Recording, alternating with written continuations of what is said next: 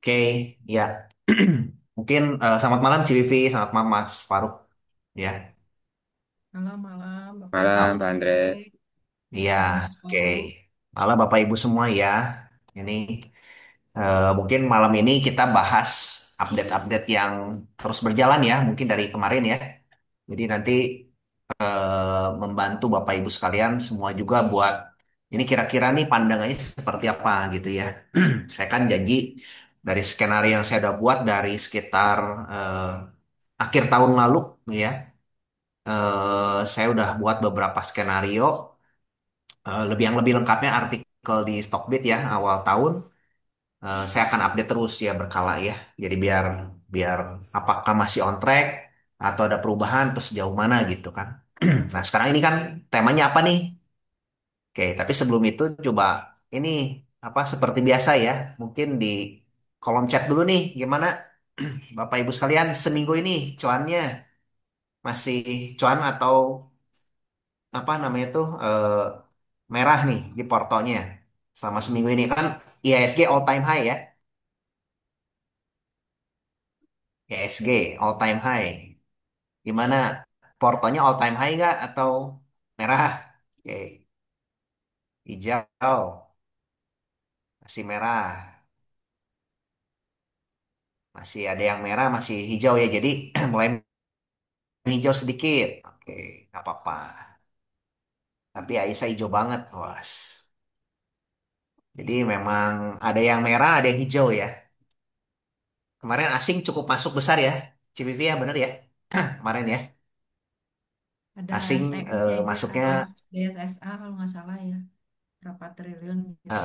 ya ada balancing ya di di ininya Balancing. ya di FTSE atau enggak Mm, MSCI ya gitu kalau nggak salah tuh Ada balancing, jadi asing yang masuk kemarin lumayan besar gitu ya, tapi mm, ke saham-saham sama tertentu aja saham-saham ya sih ya. tertentu, saham-saham tertentu. Yang lainnya pada ada beberapa yang turun ya susu ya. Oke nggak apa-apa ya. Hijau dari mas-masan, was mantap ya. Saham Indo cenderung stagnan meskipun sedikit naik. Saham US hijau all time high. Wah, mantap. Oke ya. Kita mulai ya pembahasannya mungkin Bapak Ibu. Pas Faruk tolong dibuka dong. Nggak bisa Oke, share screen. oke, sebentar. Hmm, RMS rebalancing langsung 17%. Ya luar biasa ya di akhir penutupan langsung loncat ya. RMS Yang hampir punya parah ya. BRMS seneng, yang punya apa? Yang punya ini apa? Yang Okas nyengir. Ada Oh, satu di angka, satu dibanting minggu lalu. oh iya iya iya. Yang apa Okas yang punya tambang emas juga Mm-mm. saya. Iya, tambang emasnya nggak tambang emasnya dijual buat bayar utang katanya. Jadi Oke. ancur-ancuran. Ini ya apa ARB ya Ci ya. KRB. Ya, itu satu diangkat, satu dibanting. Kita mulai ya, mungkin Bapak Ibu. Nah ini, udah muncul? sip, sudah, Pak. Oke oke. Nah ini update-nya nggak terlalu banyak sih ya. Nanti mungkin setidaknya tapi berikan gambaran lah. Saya ini apa mungkin videonya matikan ya karena takutnya internetnya kurang bagus. Nah, pertanyaannya sekarang kan ini udah all time high ya, IHSG ini bullish atau bearish nih kelanjutannya gitu kan. Banyak yang bertanya seperti itu.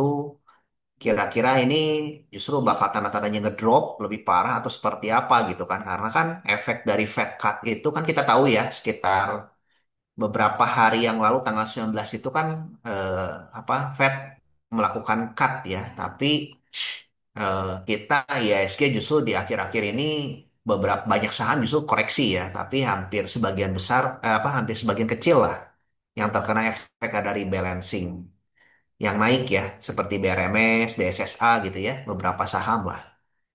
Asing sih mulai masuk tapi ke saham-saham tertentu. Nah, pertanyaannya apakah ini justru jadi bad news atau good news justru ya? Oke, kita mulai ya. Nah, tanggal 29 tadi ya, sorry, untuk tanggal tadi saya capture ini probabilitas cut di tanggal 29 Oktober ini tuh naik lagi ya, probabilitasnya hampir mencapai 100% nih. Jadi market sudah mulai memprice in lagi juga bahwa nanti akan ada cut di Oktober Dan ada rencananya juga cut dua kali ya totalnya ya. Tahun ini akhir sampai akhir tahun yang bulan Oktobernya sudah 91%, yang bulan 12-nya 78%. Jadi probabilitasnya itu sudah makin meningkat lagi dan mereka makin percaya bahwa Fed sudah ingin melakukan cut sebanyak dua kali lagi ya. Nah, ini terbukti juga ya dari kemarin speech-nya juga dari yang dikeluarkan oleh Fed ini bahwa nanti rencananya tuh di Jun di tahun 2025, teman-teman bisa lihat di sini 2025 Fed Fund Rate-nya tuh tadinya tuh proyeksi di Juni itu menjadi turunnya menjadi eh, kurang lebih dua kali cut lagi. Yang kemarin sudah di-cut, jadi ada rencana sampai 3,6 ya, artinya 3,5 sampai 3,75 lah. Bunganya kurang lebih akan berkisar di sana. Berarti akan ada dua kali cut lagi. Nah, di tahun 2026-nya ini cut-nya satu kali ya, dan satu kali lagi nanti di tahun 2027 ya. Jadi rencananya seperti itu. Nah, apa sih yang dimaksud oleh Fed sendiri ya, tonnya seperti apa? Ini saya akan bahas juga bahwa dari proyeksinya dia ngomong bahwa tahun 2025 ini soft landing ya, soft ya. Jadi GDP ini akan ada peningkatan di 2026 sampai 2027, 2028 nya agak turun lagi dikit. Jadi kalau lihat dari forecastnya tetap apa namanya itu dari Fed ini memproyeksikan soft landing ya, soft landing. Nah, dari unemployment rate juga memang ada kenaikan ya karena ada beberapa revisi juga waktu kemarin kan. Nah, ini tahun 2025-nya diperkirakan lebih daripada 4%, tapi akan menurun terus di 2026, 2027 sampai 2028 proyeksinya yang diharapkan oleh Fed ya. Gitu. Dari apa dari summary-nya ya.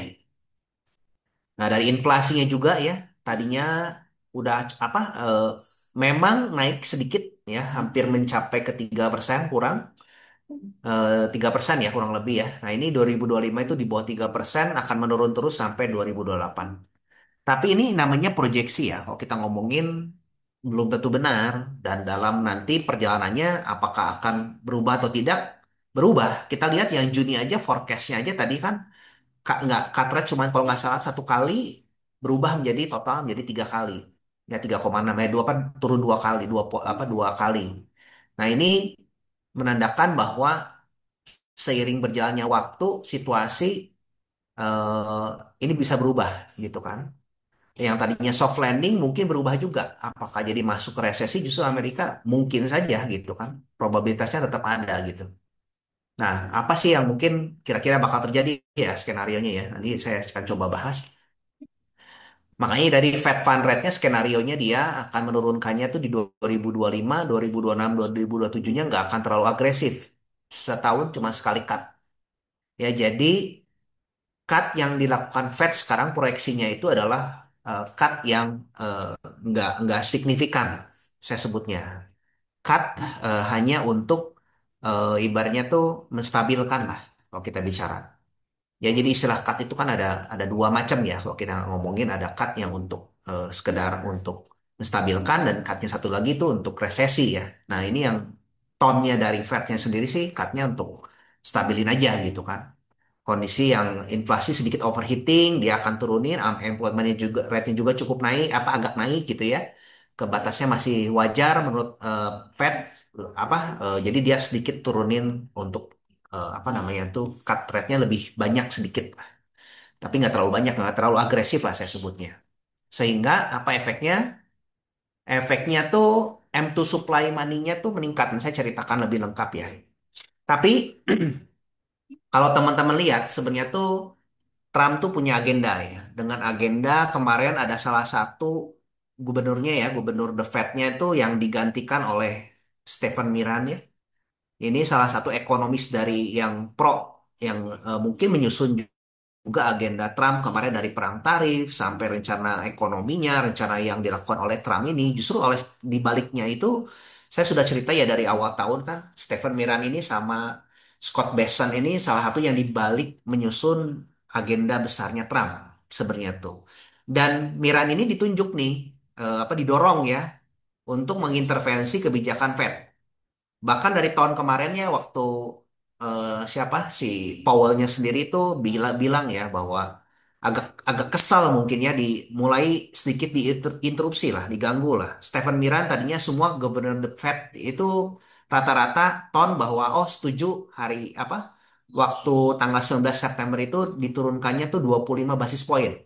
Hanya Stephen Miran aja yang dia tuh pengennya tuh 50 basis poin. Jadi 50 ya lebih tinggi 0,5 harusnya cutnya. Nggak bisa cuman hanya cutnya 25 basis poin. Makanya sedikit mulai kita lihat apa sih tujuan besarnya dari Trump sendiri untuk masukin Iran ini ya. Kalau kita lihat memang ada agenda besar ya yang diharapkan oleh Trump sendiri yaitu ya kita udah tahu lah. Saya sudah sering bahas ya. Yang pertama tuh kan kalau kita lihat dia ingin dolarnya murah. Dia ingin suku bunga rendah. Ya, kenapa? Karena itu salah satu yang dia harapkan juga pertumbuhan di ekonominya. Dengan pertumbuhan ekonomi yang baik, ya, nggak ke resesi gitu kan.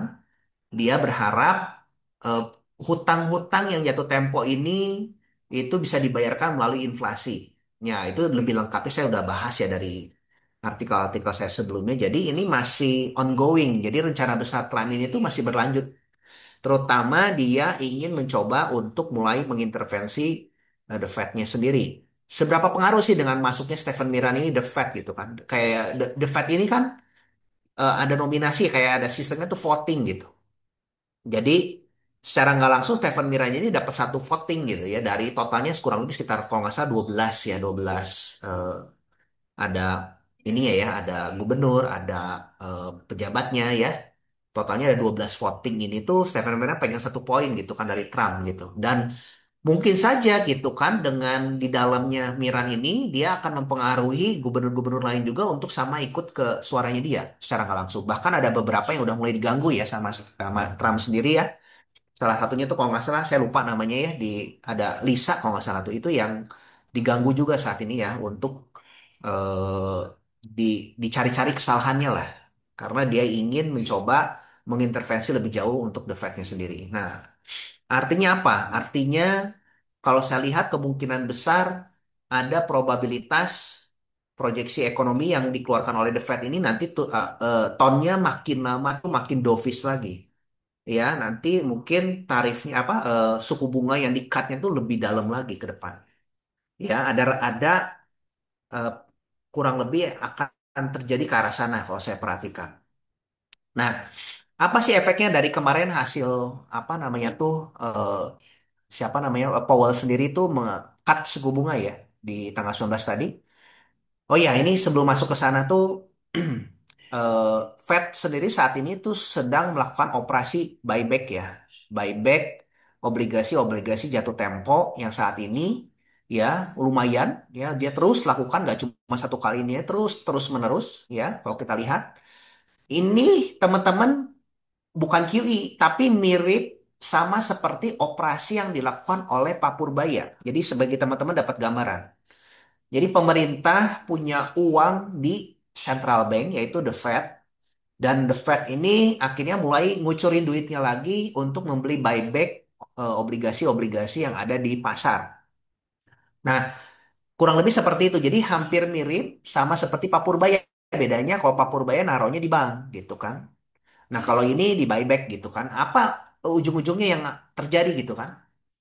Ini membuat M2 supply money itu meningkat lagi. Yang tadinya eh, tonnya itu adalah suku bunga tuh hawkish, terus M2 supply money pengetatannya QT turun ya, makanya kita lihat saham dari tahun 2023 ke 2000 2023 2024 itu underperform lah kalau kita ngomongin dibandingkan dengan apa yang lainnya kalau kita lihat.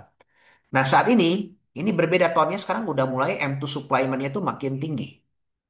Ya, seperti dibilang Indonesia pun sudah mulai mengenjot lagi M2 supply money-nya. Di US pun juga yang tadinya di,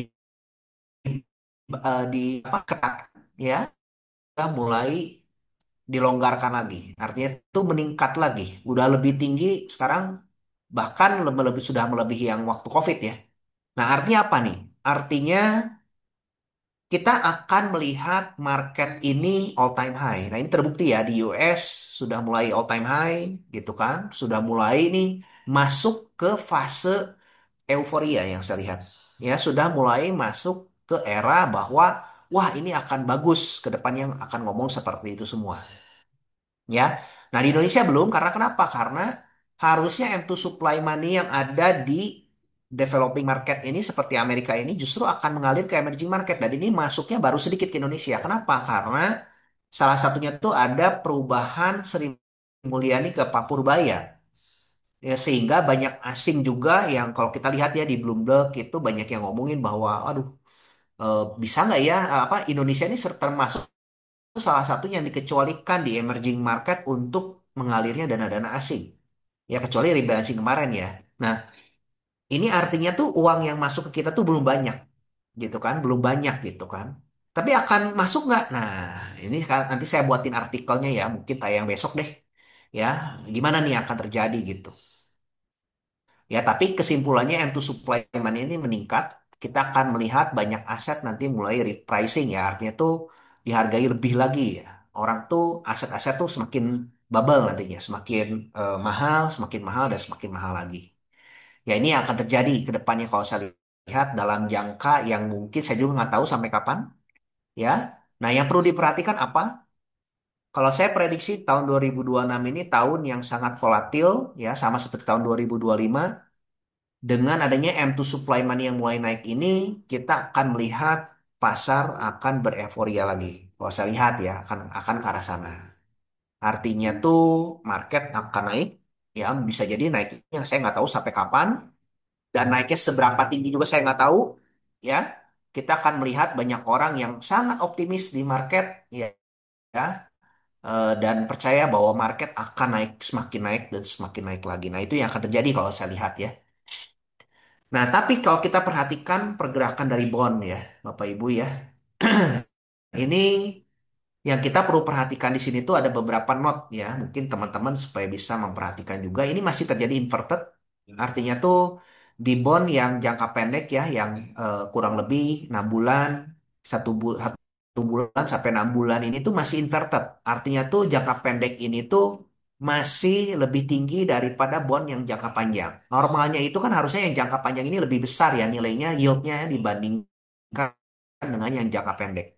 Artinya, tapi secara perlahan ini udah back to normal dan biasanya kalau tanda-tanda inverted ini saya sudah banyak dibikin ya, artikel juga teman-teman nanti bisa baca ke saya. Tapi saya kasih tahu bahwa ada satu hal yang perlu kita perhatikan, ada kenaikan yang cukup tinggi di spike di US 30 year bond yield-nya.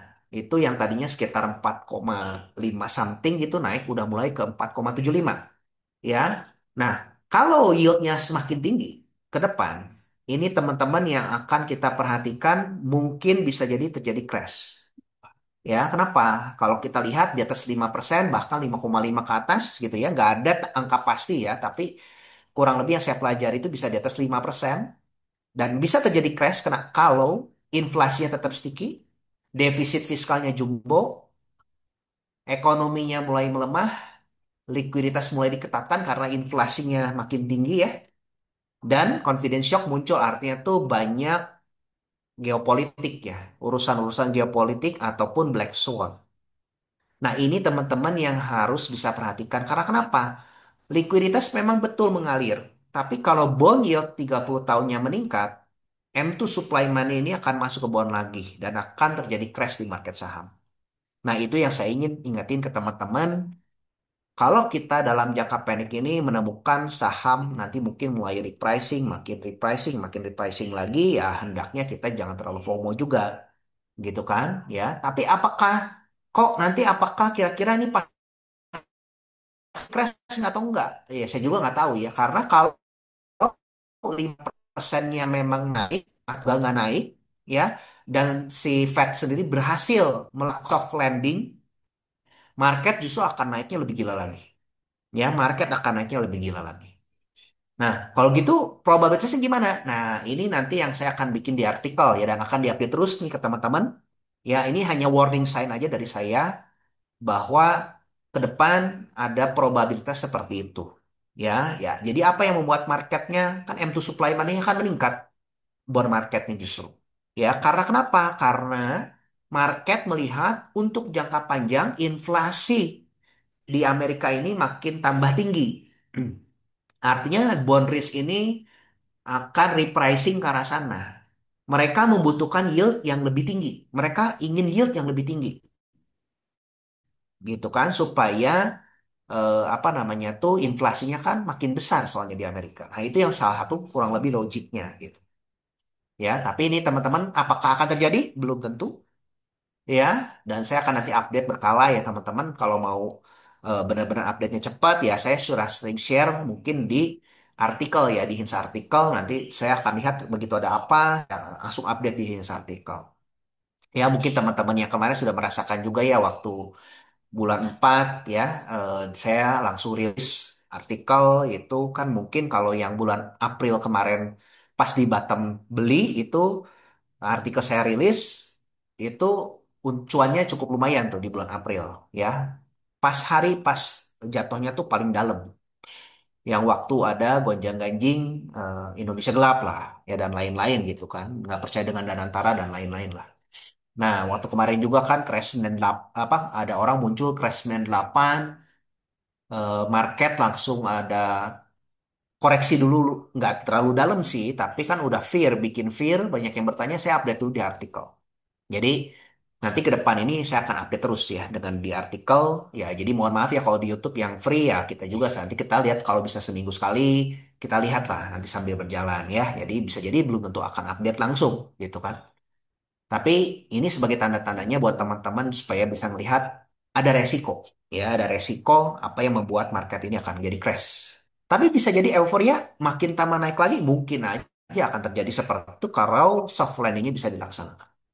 Nah, probabilitasnya gimana? Saya buat di artikel ya.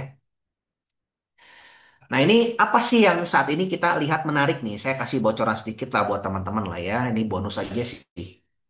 Kalau kita lihat saat ini dalam waktu dekat ini banyak berita-berita ya waktu di tambang di Australia nih. Tambang batu baranya mulai pada tutup nih. Salah satunya itu BHP ini tutup dia PHK sampai 750 pekerja tanggal 17 September. Batu bara artinya royaltinya karena pemerintahnya semakin meningkat karena efeknya tightening money kemarin, M2 supply money makin tight, otomatis ya ekonomi kan nggak suffer, ya harga batu bara juga kan makin lebih murah dan apa namanya tuh cash cost-nya juga nggak bisa nutupin lagi, makin rugi gitu kan. Dari yang terjadi mulai tambang batu bara di Mongolia juga sudah mulai banyak inspeksi dan mulai di China juga harus udah memberhentikan operasinya. Nah ini tanda-tanda apa nih? Tanda-tanda ini justru kalau menurut saya ini kita sudah mulai memperhatikan salah satu sektor ini ya. Market sudah sangat pesimis ya kita lihat ya. Yang ini bet artinya tuh orang-orang yang percaya ngebetting bahwa harganya makin tambah naik. Di tahun 2024 ini, 2025 ini sudah mencapai bettingnya tuh yang sangat rendah sekali. Bahkan terendah waktu COVID bahkan. Kalau kita lihat. Untuk oil. Nah ini artinya apa? Nah silakan teman-teman interpretasikan sendiri ya. Saya cuma menyajikan fakta. Dan belum lagi dalam waktu dekat seperti yang saya udah ngomong juga nanti akan ada banyak tensi geopolitik yang mungkin menghiasi. Karena kenapa? Karena ini salah satu yang harus dilakukan oleh Trump. Ya, saat itu di Venezuela ya. Venezuela ini sudah mulai diganggu nih. Ya, mungkin akan ada intervensi. Tujuan besarnya apa? Apa kan kalau dari berita-berita kan ngomongnya bahwa Trump ini ingin memerangi narkoba gitu kan. Padahal tujuan besarnya nggak ke sana gitu. Tujuan besarnya tuh sebenarnya tuh Trump tuh ingin ya kita tahu lah Venezuela ini adalah punya cadangan oil salah satu yang terbesar di dunia. Ya, Venezuela minyak ya. Jadi sebenarnya tuh apa yang diincarnya? Apakah narkoba atau justru minyaknya gitu kan? Ya saya sih lihat sih bukan narkobanya ya. Dan belum lagi Iran. Ya Iran sendiri memang panas di awal tahun kemarin ya, tapi ini saya melihat ada potensi makin tambah tinggi nanti eskalasinya.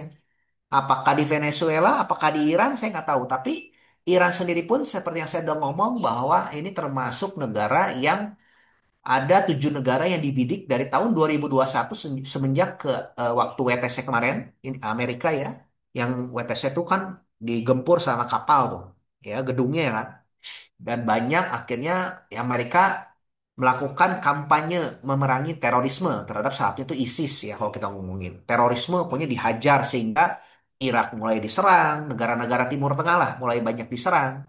Dan negara terakhir yang belum dalam tanda kutip dikuasai oleh eh, Amerika, dalam arti tanda kutip tuh di sini tuh bahwa pro ya, harus yang negaranya tuh pemimpinnya tuh pro dengan Amerika, itu tinggal di Iran.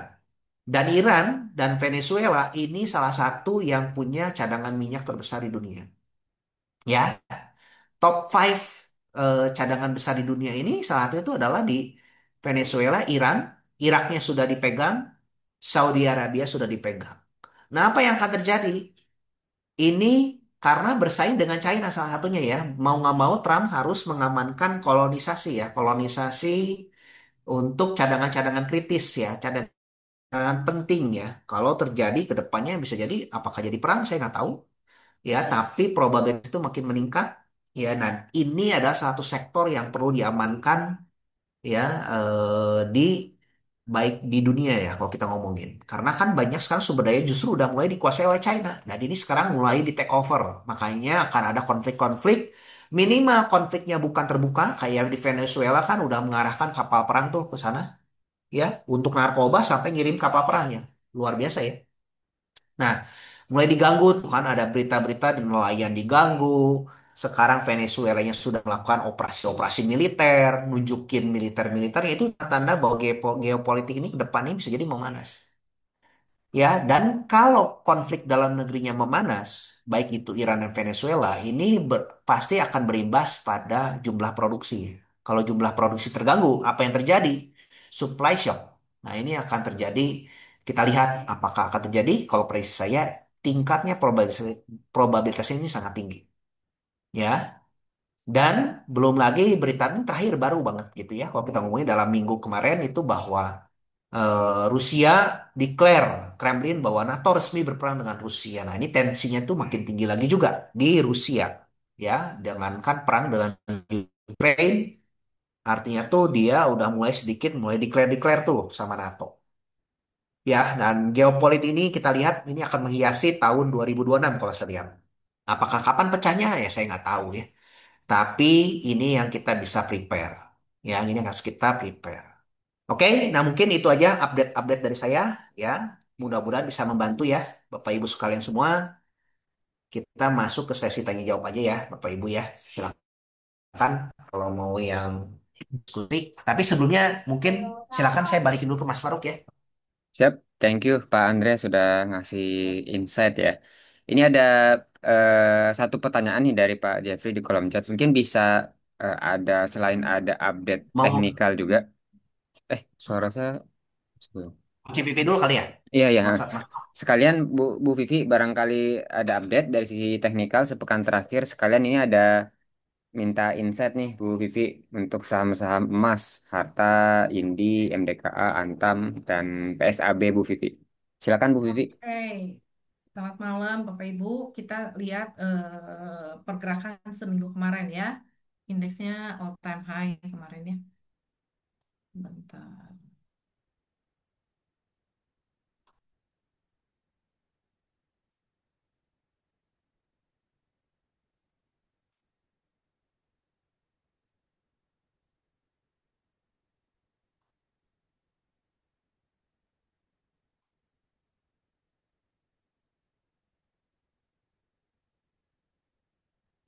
Udah muncul ya Bapak Ibu ya. Udah Bu. Oke, ini kita lihat indeks dulu ya.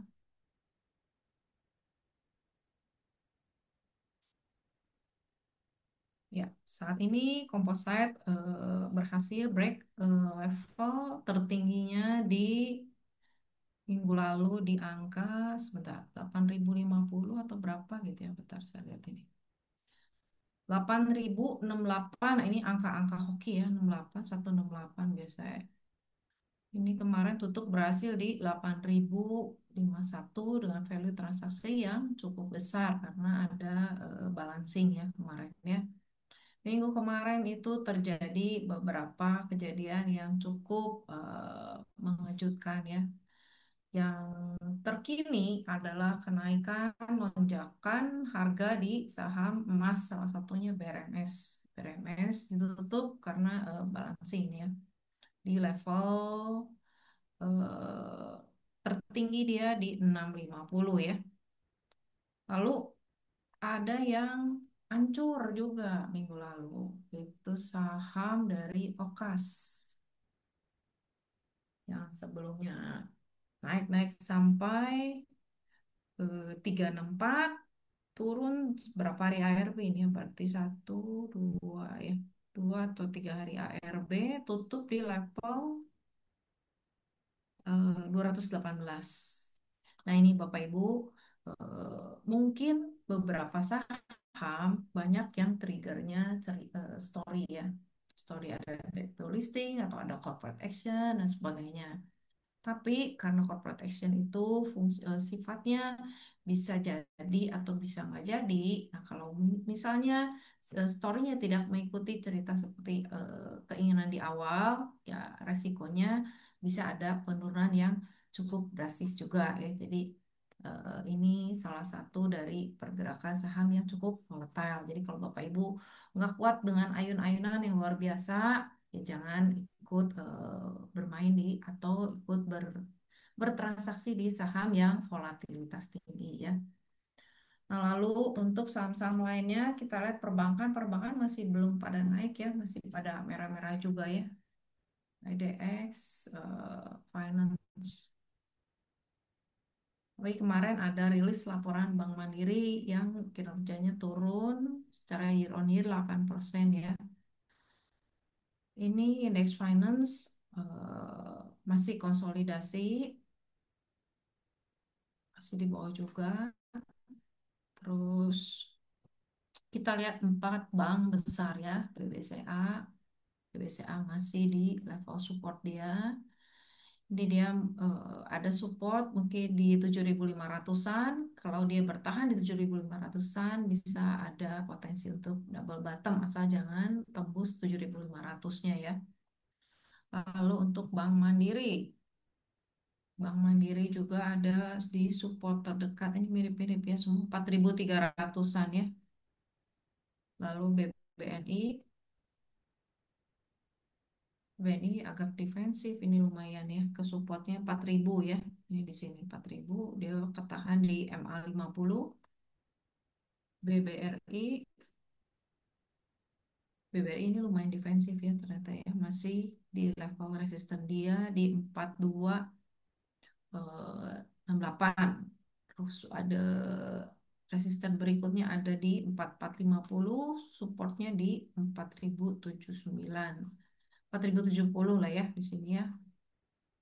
Lalu ada BTPS, cukup menarik juga. BTPS tertahan di MA50 di 14.5 dia ya. Ci, suara Oke, kecil katanya, Ci. halo, kecil. Sekarang sekarang gimana? Nah, sekarang besar. Oke. Yang kemarin menarik itu ada bank yang nanjak terus ini ternyata ya, ada bank BNLI, Bank Permata ya. Ini cukup naik juga kenceng ya. Nah, terus tadi ada pertanyaan saham emas, kita cek ya. Tadi apa aja ya Mas Faruk ya? Harta Coba Indika MDKA Antam PSAB. kita dari Antam dulu ya. Bentar.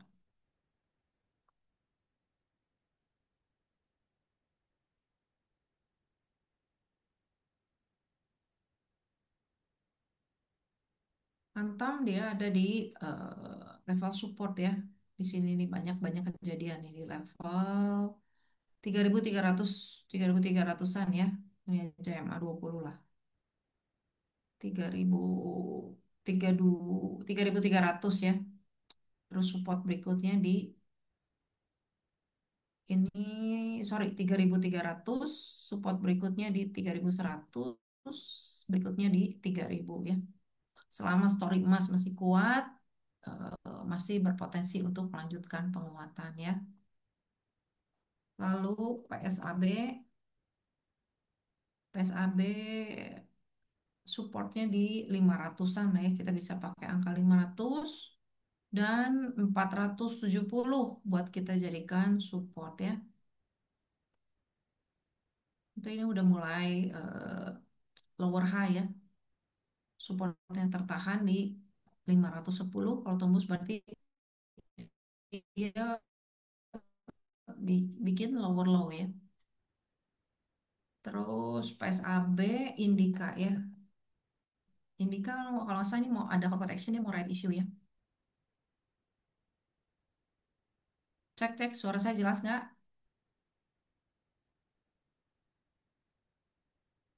Sebentar.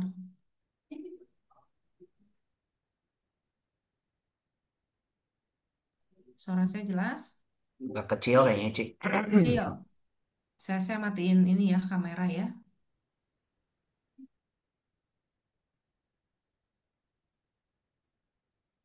Oke.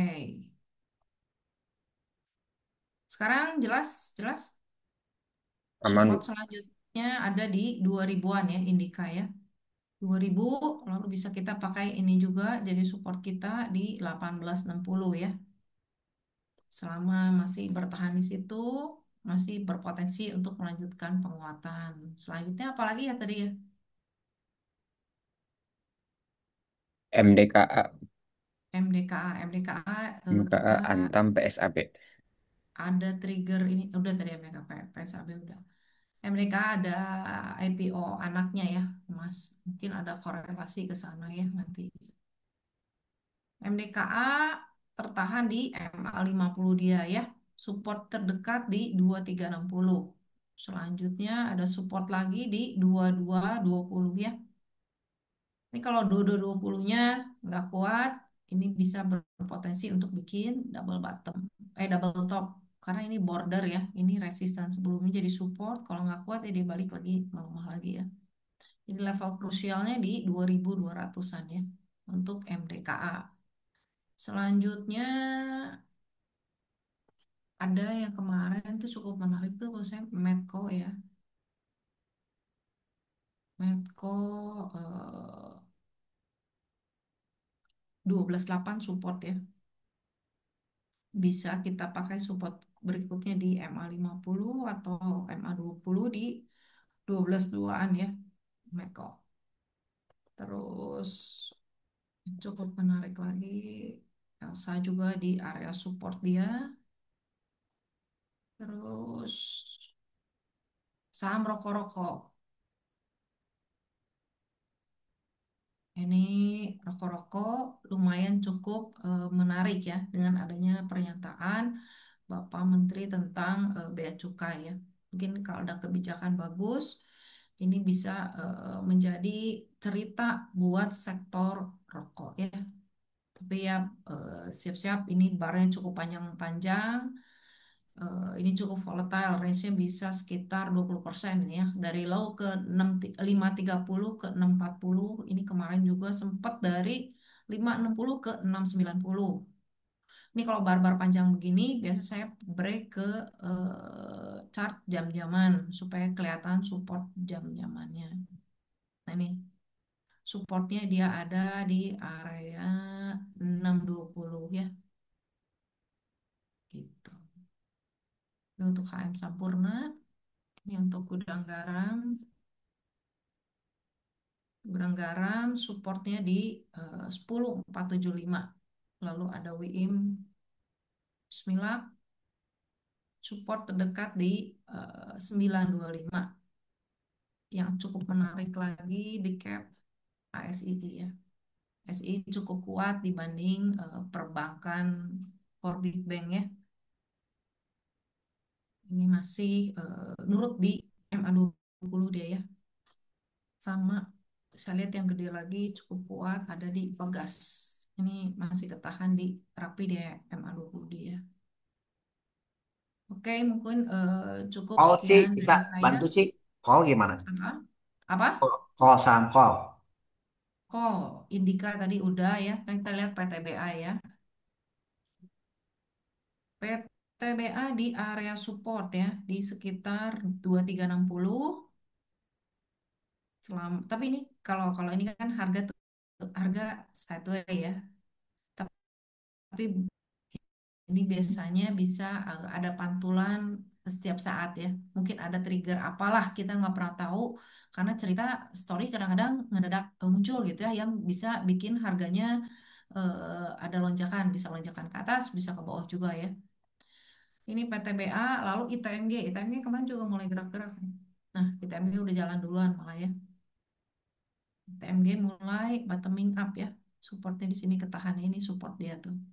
22.000, kemarin udah 23.100. PTBA di support di area-area support semua sih. ADI ini yang batu bara Adaro ya. Nah, ini juga apalagi nih, ini udah support banget ya. Ini udah di support banget di 6950 lah kita bisa pakai patokan ini ya. Ini udah dempet-dempet begini nih.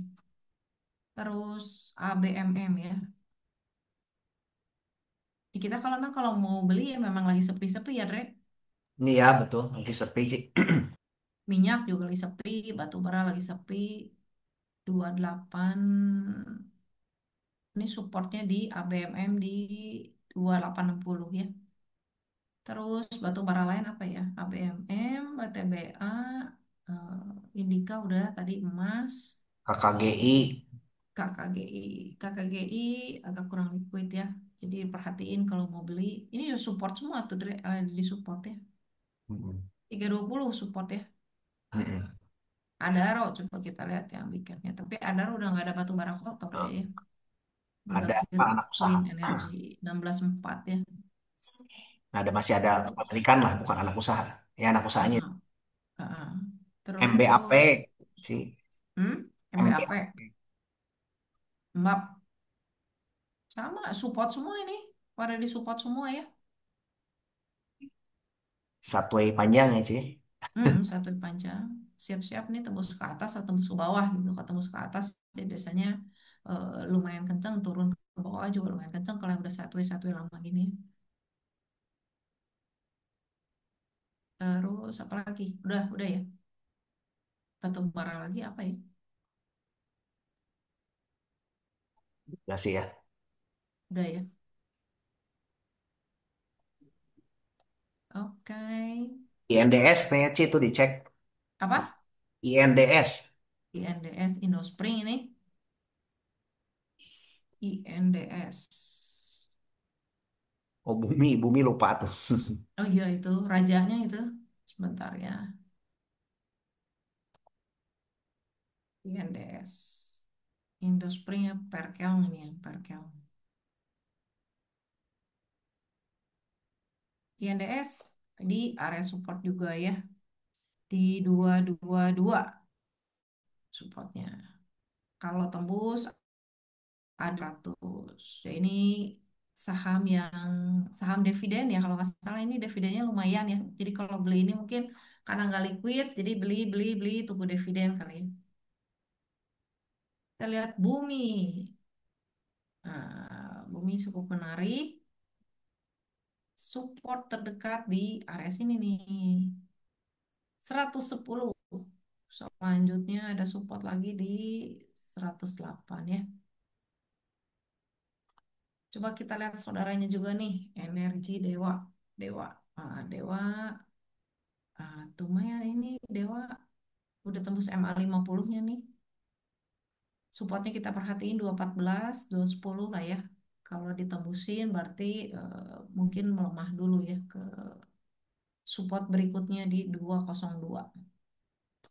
Energi,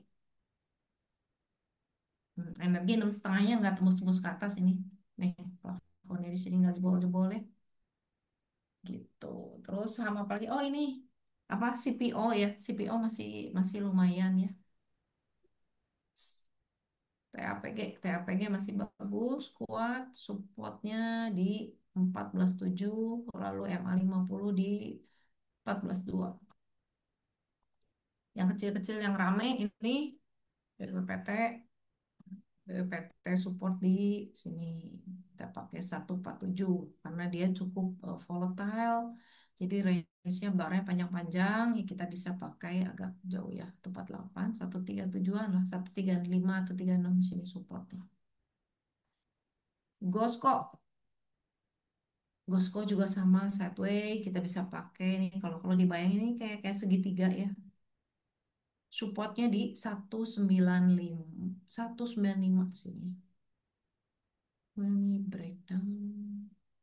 Ah tuh tempet tuh segitiga ya.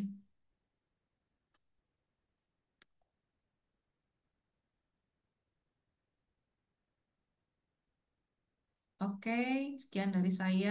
Saya balikin ke Mas Faruk. Silakan Mas Faruk. Oke. Thank you Bu Vivi.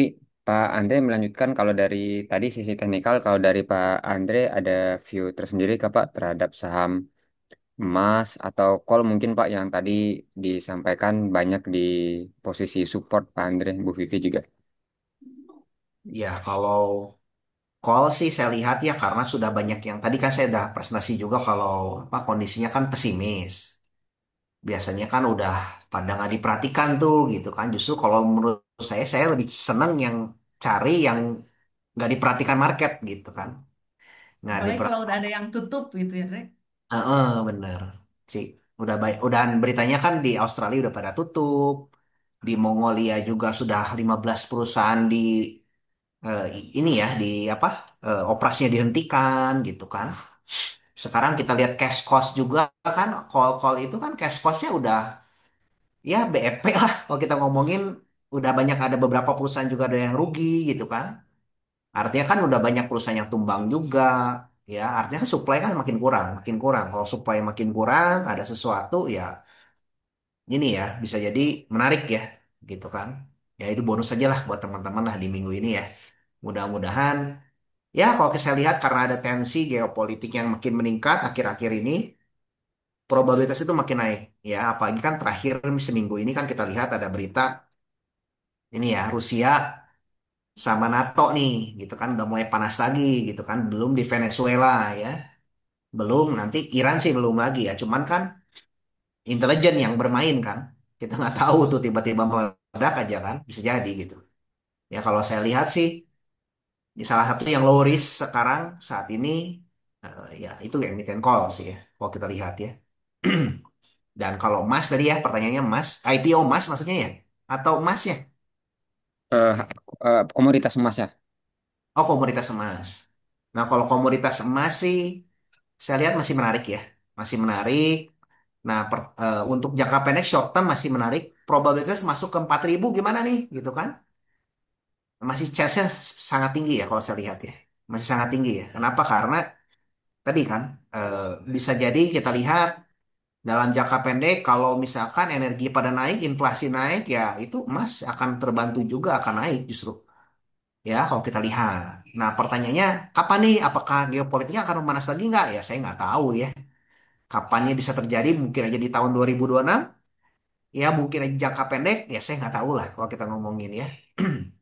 Tapi bagi saya tuh kalau saya mau membeli sesuatu tuh saat ini udah resikonya tuh udah lebih kecil lah. Ya mungkin nggak ada turun lagi bisa jadi sih turun lagi tapi kan sejauh mana gitu kan turunnya apakah 10%, 20% ya saya pikir 10% udah sangat resikonya udah sangat minim ya kalau kita ngomongin ya tapi ya balik lagi kalau saya lihat kan risknya dulu ya baru rewardnya gitu kapan rewardnya ya saya nggak tahu ya nggak ada yang bisa menebak kapan pastinya gitu tapi minimal ya saya perhatikan tuh risknya sudah makin mengecil nah kalau ya tinggal sabar aja kan kuncinya kan di sana tinggal sabar aja. Nah, kalau makanya kan kalau call-nya misalkan bisa naik, energi pada naik, geopolitik ya emas juga akan terganggu. Inflasi naik akan terganggu, masih ada potensi ke arah sana gitu. Dan bagi saya, nanti saya akan update nih emasnya sendiri kondisinya seperti gimana ya di Hints artikel gitu kan. Kenapa nih ada potensi seperti apa ya? Tapi kalau bagi saya emas ini masih ada kemungkinan besar bisa naik lagi bisa ya. Kecuali kalau nanti the Fed-nya bisa ngomongin soft landing ya. Kalau soft landing ekonominya bagus, ya mungkin yang bullish ini akan justru digital-digital, ya yang duluan gitu, bagi saya tuh. Bisa jadi kayak emiten-emiten digital ini akan naik, bisa jadi kayak bank digital lagi yang berkaitan dengan digital lah. Kalau kita ngomongin ya, ini bisa jadi akan naik lagi gitu. Tapi balik lagi, kalau soft landing, kalau inflasinya tuh masih bisa dijaga lah, sustain lah untuk jangka pendek ini. Gitu kan. Nah, yang mana nih akan perform? Ya, saya juga kan nggak tahu ya. Kita lihat aja nanti saya akan update berkala nih. Mungkin terutama yang duluan pasti di artikel lah, saya akan update. Misalkan nih, oh kira-kira nih bahaya nih ya, emiten apa ya saya akan nanti ngomong lah di artikel. Tapi kalau apa ya, kalau sebaiknya nih di saat momen-momen seperti ini, apakah lebih baik ada cash nggak? Ya saya sih menganjurkan tetap gimana pun juga situasi jangan all in ya, tetap kita jaga cash lah. Kita nggak pernah tahu market kapan justru apakah nanti bond yield-nya akan naik, begitu komoditas naik, misalkan inflasi naik, gara-gara tensi geopolitik, mungkin aja itu penyebab crashnya bisa jadi di sana. Ya, tapi kan kita nggak pernah tahu kapan ya, bisa jadi akhir tahun, bisa jadi tahun depan gitu kan. Ya, tapi saya ngelihat saat ini M2 supply yang meningkat, justru ada kemungkinan besar marketnya bisa jadi diarahkan ke euforia dulu. Ya, jadi kalau ke euforia, apakah emasnya akan naik? Ya bisa jadi akan ada koreksi dulu justru untuk emas. Ya, kalau soft landing, ya ceritanya ke arah sana. Nah ini akan saya update berkala lah ke depan. Mungkin begitu sih kurang lebih ya, Pak Faruk. Siap, thank you Pak Andre. Pak Andre ini ada yang bertanya terkait strategi investasi ya Pak.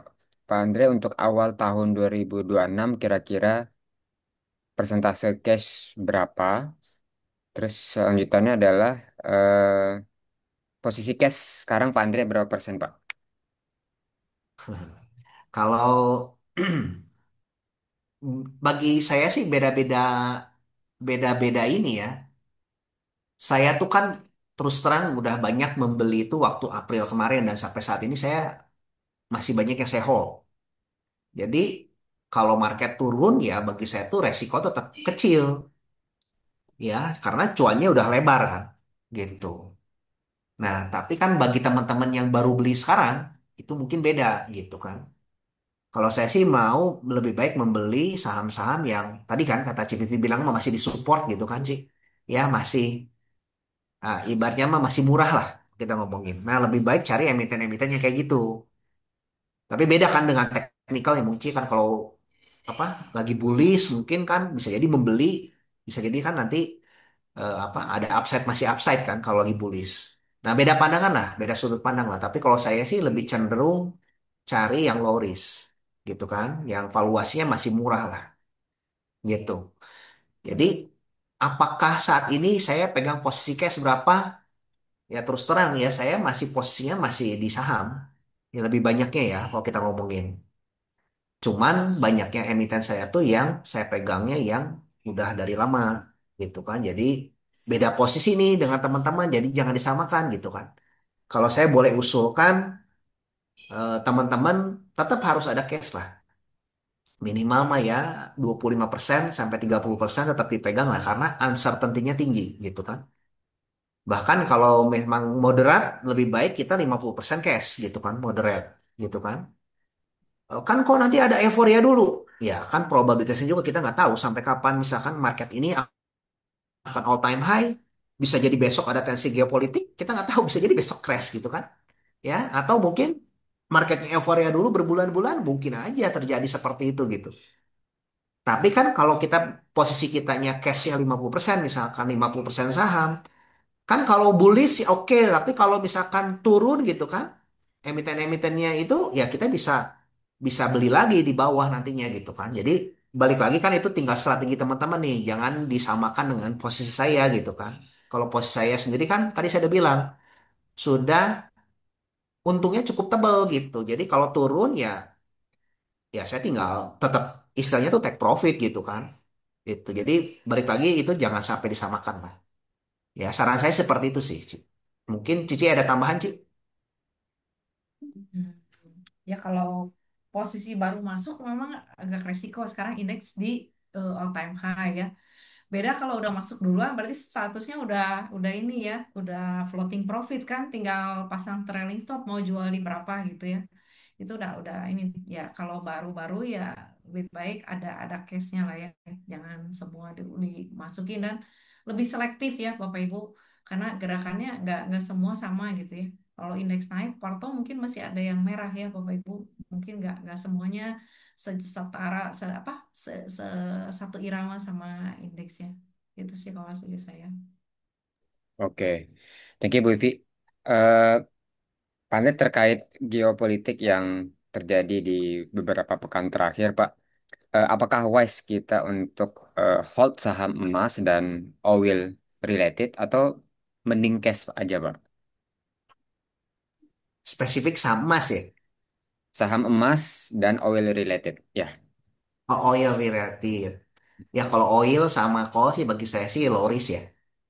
Gitu kan, low risk. Tapi ya jangan all in juga, low risk all in gitu kan. Kita juga kan nggak tahu ya apakah mungkin nanti callnya turun lebih dalam lagi bisa jadi sih. Tapi seberapa besar dalam ya saya sih nggak lihat, nggak apa ya, lebih low risk lah.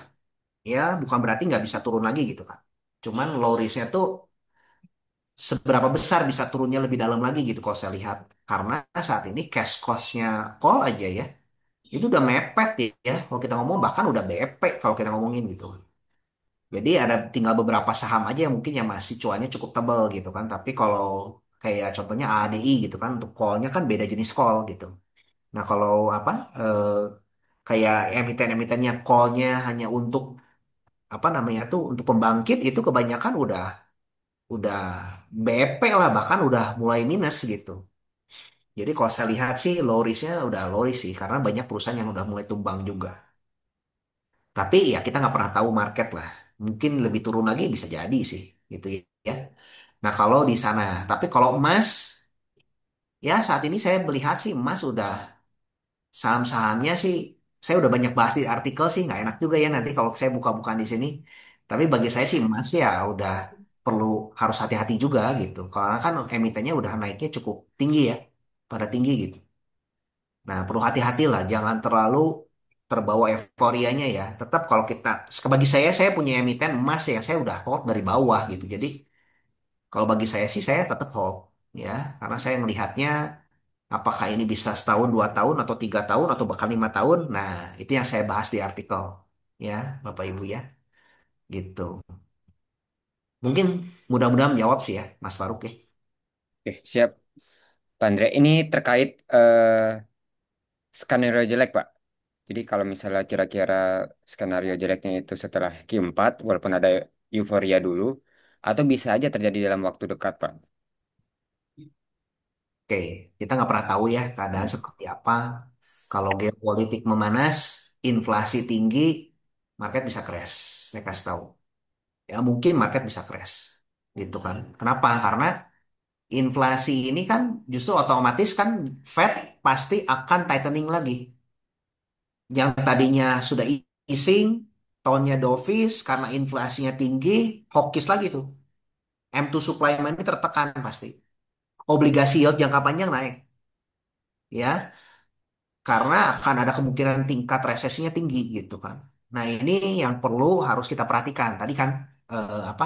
Tadi saya bilang tuh ada probabilitas ke arah sana. Nah berapa persen dan kondisi sekarang saat ini ya saya akan bahas di artikel lah, gitu kan. Dan saya akan update juga di artikel. Tapi untuk jangka pendek ini gimana gitu kan? Ya kita nggak pernah tahu ya, tinggal kita perhatikan aja kondisi-kondisinya. Ya, tapi kondisi saat ini ya saya kasih tahu sedikit lah, M2 supply money-nya kan lagi meningkat gitu. Ya saya sih masih melihat market masih memprice in soft landing ya, gitu, jangka pendek. Sampai kapan? Ya saya nggak tahu gitu kan, gitu.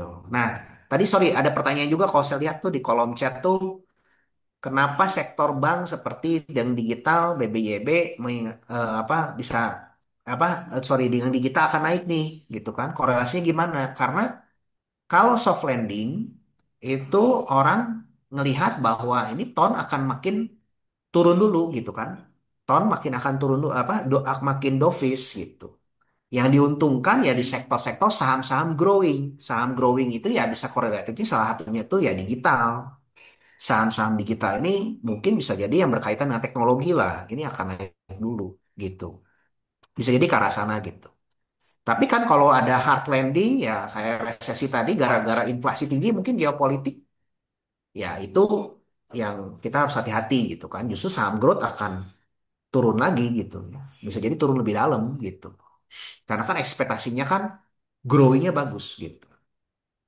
Nah, makanya tadi saya bilang untuk soft landing mungkin dalam jangka pendek akan banyak beralih justru orang-orang makin euforia di saham-saham yang growing gitu kan. Teman-teman akan melihat konglomerasi saham-saham digital itu makin tambah tinggi lagi gitu kan. Dan itu keadaan yang saat ini sedang tercipta karena orang percaya masih ke soft landing ya, masih ke soft landing. Nanti ibaratnya orang udah makin euforia gitu ya, Mas akan koreksi dulu biasanya. Kenapa? Karena di saat seperti itu orang tuh lebih condong bahwa oh ternyata ekonomi udah makin membaik nih gitu kan. Kita lihat aja rilis GDP nanti misalkan akan ada bagus gitu ya, orang euforia bisa jadi terjadi. Nah, skenario yang mana ini yang akan saya update nanti berkala ya depannya di artikel Bapak Ibu. Jadi probabilitasnya bisa dua nih gitu kan. Kemungkinannya ya kita nggak tahu yang mana gitu ya, tapi nanti saya bahas lebih dalam di artikel ada tingkat probabilitas saat ini tuh yang kemana gitu ya. Oke, siap. Thank you, Pak Andre. Ini oke. Silakan Bapak Ibu kalau ada yang ingin bertanya bisa sampaikan di kolom chat. Ini terkait M2 Pak Andre. Dengan M2 di Indonesia makin naik, apakah bagus untuk saham perbankan, Pak? Nah, kalau M2 supply naik, otomatis kan saham-saham orang bertaruh dengan growing ya. Karena saham bank ini justru akan naik. Bank digital, bank-bank gitu ya, perbankan yang tadinya mungkin lagging gitu kan, banyak yang dijualin oleh bisa jadi akan masuk gitu. Kalau saya lihat arah ke sana. Nah, kalau jangka pendek ini yang saya lihat ya, jangka pendek mungkin saya nggak tahu ya geopolitik bisa jadi akan makin memanas. Saya belum lihat itu ya jangka pendek ini dalam akhir tahun. Mudah-mudahan ini bisa ngebantu lah buat teman-teman. Tapi saat ini bagi saya kok emiten-emiten komoditas ini sudah banyak yang tadi disupportnya karena fundamental, supply-nya udah mungkin berkurang gitu. Itu yang bikin saya lihat menarik ya. Nah, kalau M2 supply-nya bagus gitu kan, mungkin teman-teman akan menjumpai fase euforia dulu. Ya kurang lebih gitulah. Oke, oke. Siap, Pak Andre. Dari eh, salah satu partisipan juga, pertanyaannya adalah, bukankah US ingin harga oil turun, Pak Andre? Bahkan saat spek harga oil, karena Iran versus Israel, Donald Trump intervensi langsung untuk harga oil agar turun. Trump juga mendukung untuk terus drilling oil yang artinya pasokan akan aman ke depan. Bagaimana tanggapannya, Pak Andre? Oke, sekarang kita balik lah. Andai kata teman-teman punya usaha oil gitu kan. Dan Trump sangat ngedukung oil, betul nggak? Tapi kalau oilnya terlalu murah, tidak menguntungkan, kira-kira perusahaan tadi bakal tutup atau nggak bakal produksi lebih banyak kan? Enggak kan? Betul nggak? Ya ada kepentingan juga Trump untuk menjaga oilnya jangan terlalu rendah juga gitu kan, biar perusahaan oilnya untung. Ya, tapi kalau terlalu tinggi juga bagus nggak buat dia? Enggak juga karena inflasi jelek gitu kan. Karena yang dia harapkan itu adalah pertumbuhan ekonominya. Jadi jangan terlalu pandangnya satu sisi gitu kan. Karena Trump juga pengennya juga kan dia harus ngejaga biar perusahaannya makin untung juga kan si oilnya kan genjot produksi makin tambah banyak gitu. Dia perlu jaga itu gitu, tensinya ke sana. Ada kepentingan lah ya. Mudah-mudahan memberikan pandangan Pak Faruk. Siap, thank you, Pak Andre. Hmm, ini ada beberapa pertanyaan yang sudah dijawab ya di kolom chat. Oke, wah ini ada pertanyaan dari Pak Yopi. Lebih menarik Big Bang atau Call, Pak Andre? Nah, itu preferensi aja sih. Lah. Bagi saya Oke, sih kayaknya logis lah saat ini. oke, Mungkin oke. ini secara teknikal aja, Ci. Gimana lebih Gimana? menarik? Secara teknikal?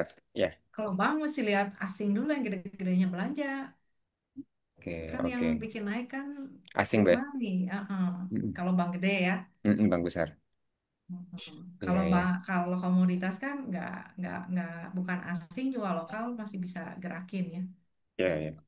Kita asumsi kan asing masih belum melihat kita menarik gitu ya. Rupiahnya masih melemah ya. Mungkin nanti bisa perhatikan kalau rupiah menguat, nah liatin banknya. Nah itu kali mungkin bisa salah satu jadi eh, sinyal-sinyal katalis awal kenaikan dari bank. Oke. Katalis di leading indikator buat berarti Bu ya Vivi ya, bukan lagging ya. Iya, kurang lebih Oke. itu sih Pak. Kalau saya suka perhatiin itu Pak, Oke, siap. rupiahnya. Heeh. Thank you Bu Vivi. Kok Andre, kalau soft landing emas akan turun dan yang digital akan naik. Korelasinya bagaimana Pak? Kenapa digital? Kenapa bukan yang lain? Mungkin bisa dijelaskan Pak Andre. Karena eh, kalau soft landing itu kan inflasi terjaga, ekonomi GDP bagus gitu ya. Memang bukan saham-saham digital aja, cuman mas saya tuh poinnya saya tuh adalah kadang-kadang orang mengkorelasikan saham growing itu yang growing itu kan pasti ke digital dulu. Karena kan biasa growingnya tuh kenceng gitu. Jadi kalau menurut saya yang udah pasti jelas tuh ya termasuk kayak teknologi digital yang mereka tuh sangat sensitif dengan suku bunga dengan perbaikan ekonomi gitu. Nah, itu yang saya lihat ya, yang pertama. Terus yang kedua, otomatis ya saham perbankan juga bakal bagus gitu ya. View saat ini nih ya, saya biar nggak teman-teman bingung nih. View saat inilah ya, view saat ini itu saya ngelihat masih akan ada skenario-nya soft landing. Jadi nggak ada hard landing. Ya, jadi teman-teman masih saat ini ya, teman-teman ngelihat akan ada fase di mana pasar saham ini akan euforia dulu. Ya, tapi nanti ke depan bisa berubah nggak? Bisa jadi. Nanti saya akan update di Insa artikel. Ya, tapi saat ini saya ngelihat view-nya seperti itu. Gitu. Oke. Eh, Terkait Aisyah Pak, kemarin sempat ada komen nggak Pak? Aisyah, ya, Sudah dibahas tadi emiten Pak ya? saya juga nggak tahu kenaikannya karena gara-gara kenapa gitu ya. Cici, CVV secara teknikal gimana, Ci? Yang belinya lebih banyak daripada yang jual. Ya, mungkin ada optimisme kali ya. Bisa jadi saya nggak tahu gitu kan ya. Tapi ya, kalau fundamentalnya sih sudah kita bahas di Hinge Priority ya, gitu kan. Ketemu juga dengan Meet the CEO dengan Pak Vincent. Ya. Pertama-tama bisa dapat gambaran lah kira-kira hitung-hitungannya gimana itu di update-nya di priority nggak mungkin di sinilah gitu. Oke. Oke, ini ada pertanyaan menarik dari Pak Matthew Rosdiono. Kenapa BI rate sama The Fed dipotong, banking lagi naik, tapi sektor properti malah berkebalikan? Nah, silakan Pak Andre, Bu Vivin.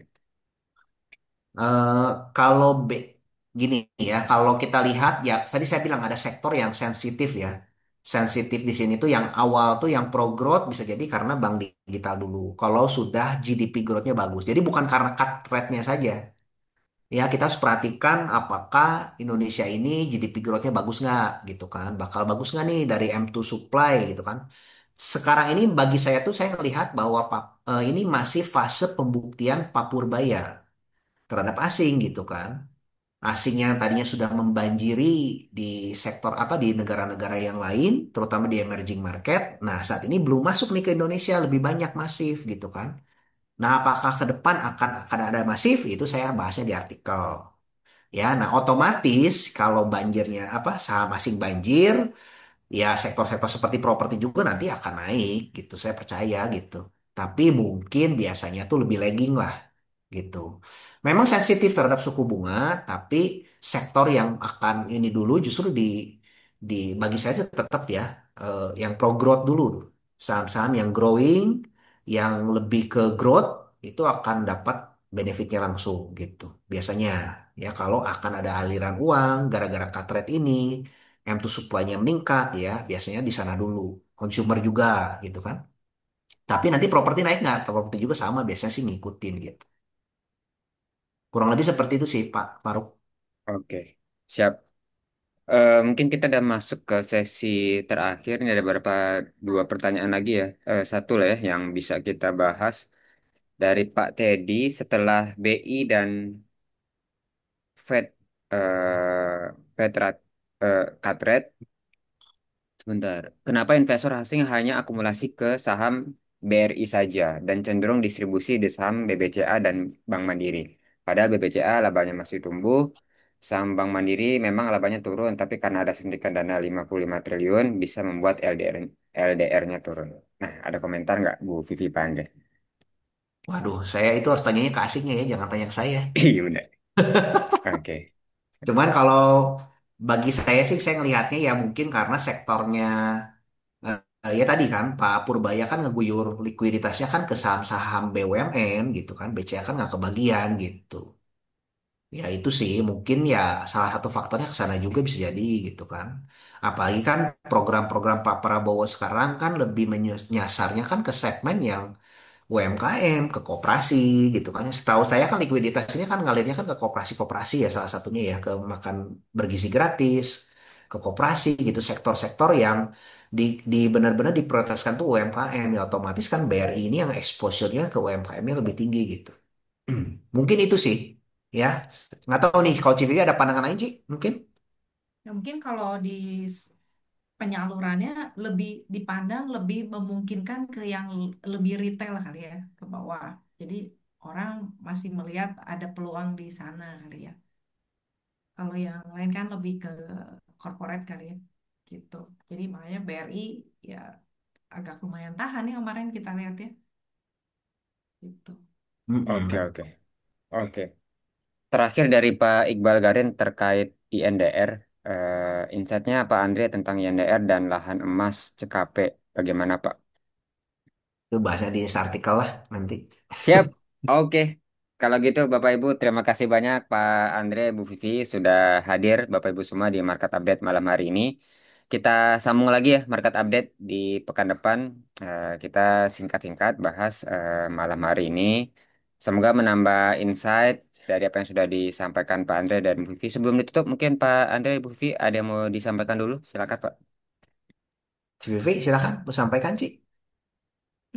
Kalau saya ya tetap risknya dijaga ya Bapak Ibu, karena ini udah all time high ya.